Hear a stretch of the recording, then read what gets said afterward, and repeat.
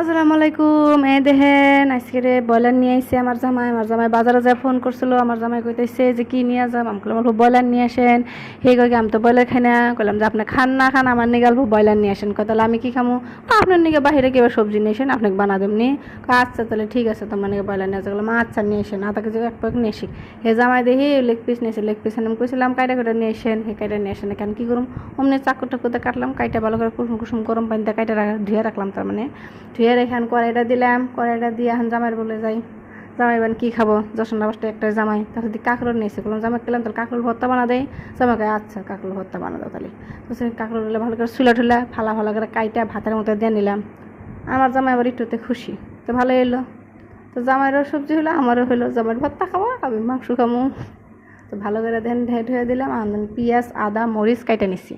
তো এদের মধ্যে জামাই আইছে, আল্লাহ এত পেঁয়াজ কাটছে, আমার সংসার শেষ। বাপের হাতে আসছিলাম, বাপকে কোনদিন কিছু কইছে কিছু কয় নাই। জামাইয়ের হাতে সংসার করা কি অতই সহজ? এই যে দেখেন জামাই এখনই আরম্ভ করে দিছে, দিন তো পড়ে গেছে। জামাইয়ের কথা বাধা দেন, আগে খেয়া নয়।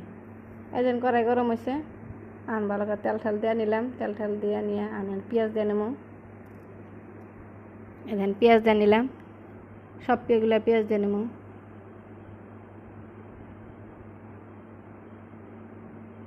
দেন পেঁয়াজটা দিয়ে নিলাম। দেন এই যে কুলার আছে, দেন কালারটা অল্প চেঞ্জ হয়ে গেছে গা। আমি কালার চেঞ্জ হয়েছে, আর একটু কালার চেঞ্জ হলে তখন সব ময় মশলা দিয়ে নিম। ময় মশলা তো মানে কি, ময় মশলা কিছুই হবো না, জাস্ট খেলে আদা আর শুকনা মরিচে হবো। এই দেন তেজপাতা দিয়ে নিলাম, তেজপাতা দিয়ে নিয়ে তারপরে আদা দিয়ে নিলাম। আর মরিচ দিলে কেটে কেটে রাখছিলাম, শুকনা মরিচগুলো ওগুলো দিয়ে নিলাম।